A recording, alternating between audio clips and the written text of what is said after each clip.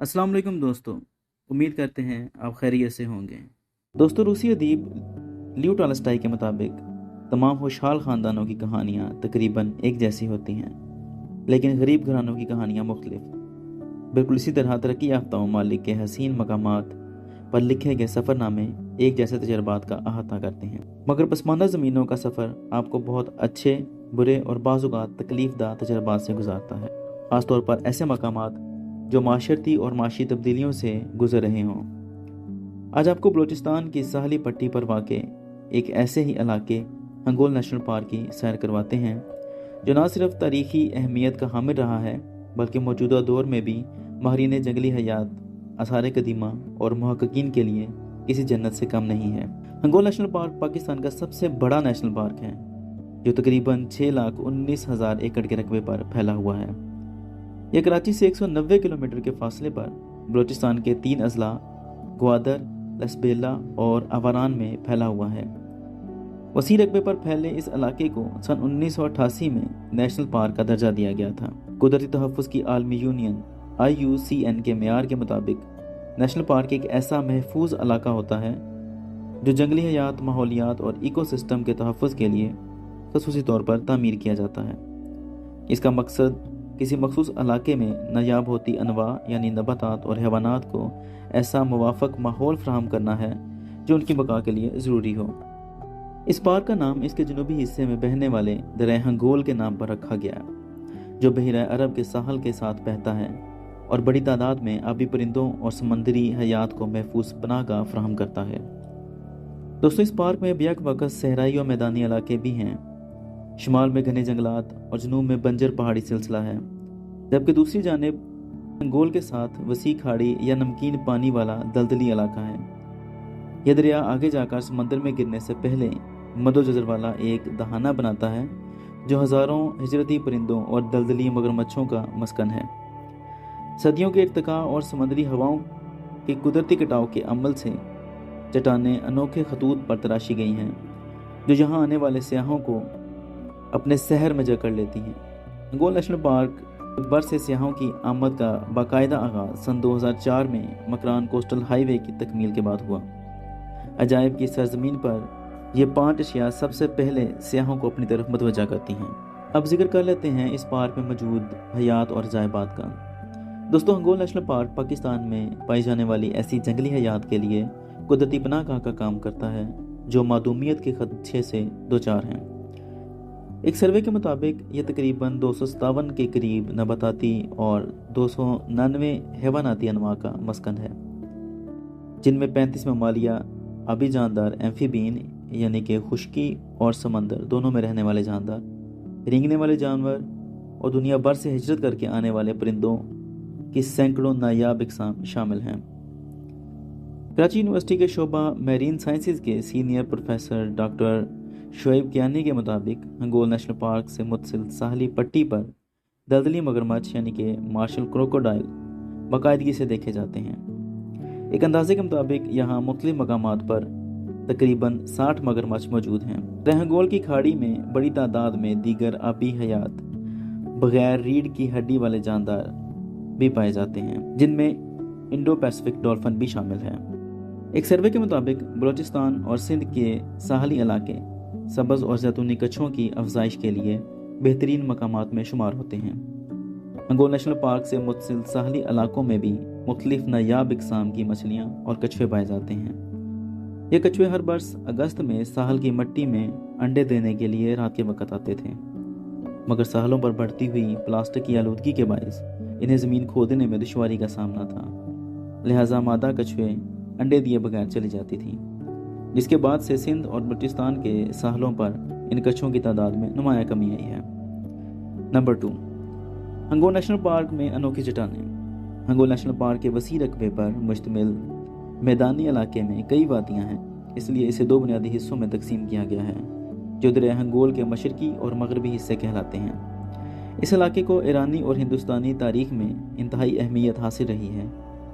तारीखी हवालाजात के मुताबिक 324 से 325 कबल मसीह में सिकंदर आज़म को मकरान के साहली इलाकों से गुजरते हुए एक बड़े तूफान और सैलाब का सामना करना पड़ा, जिससे खुराक और پینے کے پانی کی شدید کمی کے باعث اسکندر اعظم کے ہزاروں سپاہی ماری گئے۔ ایران اور بلوچستان کے اس ساحلی پٹی کے دلکش خدوخال پر یونیورسٹی آف جنیوا اور تہران یونیورسٹی نے ایک مشترکہ تحقیق کی جس میں ایسی 36 چٹانوں کا مشاہدہ کیا گیا۔ اس تحقیق کے مطابق چٹانوں کی کٹائی میں یہاں صدیوں سے جاری کٹاؤ کے مؤثر عمل اور تلچھٹ نے اہم کردار ادا کیا ہے، جس میں سمندر کی لہریں اپنے ساتھ بہت سی مٹی اور دیگر مادے ساحل پر منتقل کرتی رہتی ہیں۔ مختلف بلندی کی چٹانوں پر 1 سے 10 میٹر اور کئی جگہ اس سے بھی زیادہ موٹی مٹی کی تہیں مشاہدہ کی گئیں، جن میں ساحل سمندر سے بتدریج اضافہ ہوتا رہا۔ سمندر کے مد نظر اور تیز طوفانی ہواؤں نے مکرانی ساحلی پٹی اور ملحقہ پہاڑی چٹانوں کی تلاش خراش کچھ یوں کی ہے کہ دیکھنے والے کو پہلی نظر میں یہ کسی قدیم تہذیب کا آرکیولوجیکل کمپلیکس معلوم ہوتا ہے۔ نمبر 3، امید کی شہزادی۔ ہنگول نیشنل پارک کی ایک پہچان پرنسس آف ہوپ نامی ایک چٹان ہے۔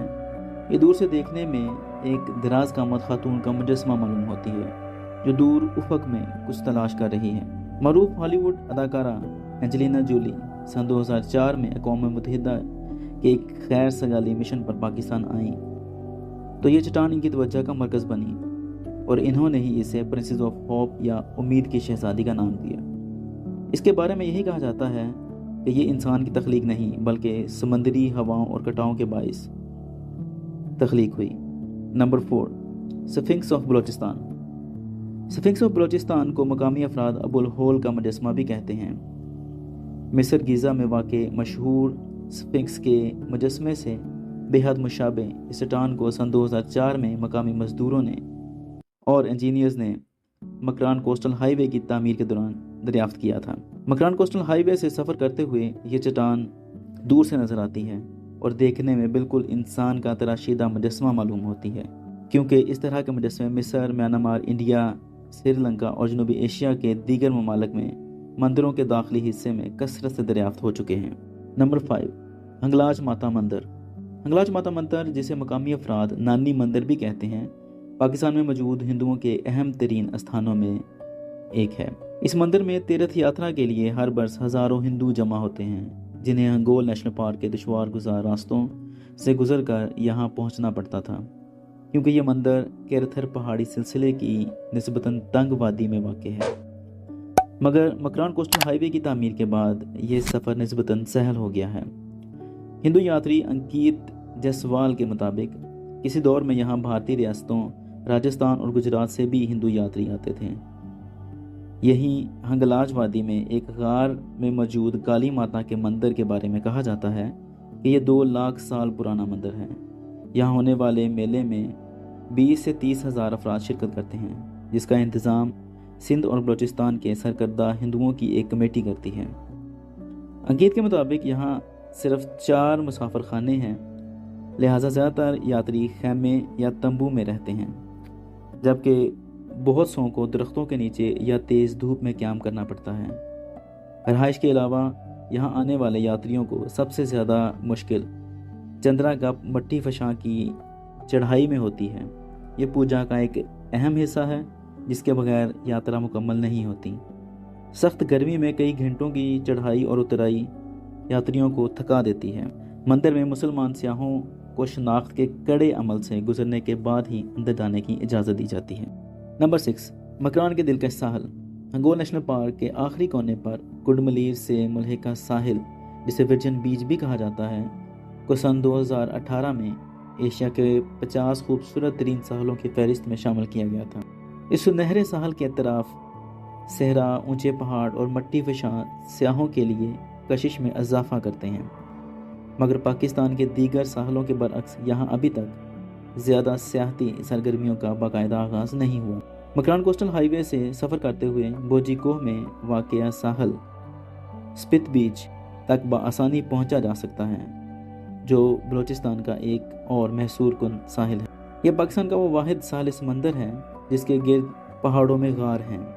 محمد حنیف بٹی کے مطابق مکران کی ساحلی پٹی پر یہ ساحل چونکہ لوگوں کی نظر اور پہنچ سے ابھی تک پوشیدہ ہیں، لہٰذا یہاں انسانی سرگرمیوں کے باعث ہونے والی زمینی و آبی آلودگی نہیں ہے۔ گنگول نیشنل پارک کی مینجمنٹ ٹیم 20 سے زائد ارکین پر مشتمل ہے، جن میں وائلڈ لائف پاکستان، صوبائی محکمہ لائف سٹاک، ماحولیات اور سیاحت کو براہ راست جوابدہ ہیں، مگر پارک کا انتظام بلوچستان کی صوبائی حکومت کے پاس ہونے کے باعث بہت سی جگہ ابھی اصلاحات کی ضرورت ہے، خاص طور پر پارک کے دور دراز علاقوں تک سفر کی سہولیات، شکار پر پابندی اور مقامی افراد میں جنگلی حیات کے تحفظ سے متعلق آگاہی پیدا کرنے کے لیے فوری اقدامات ناگزیر ہیں۔ سامعین و ناظرین، امید کرتے ہیں آپ کو یہ ویڈیو پسند آئے گی، اور اگر پسند آئی ہے تو اسے لائک کر کے اپنے دوستوں کے ساتھ شیئر کریں، اور ہمارے چینل کو سبسکرائب کر کے گھنٹی کے نشان کو دبا دیں تاکہ آپ کو نئی اپڈیٹس ملتی رہیں۔ ملتے ہیں اگلی ویڈیو میں۔ فی امان اللہ۔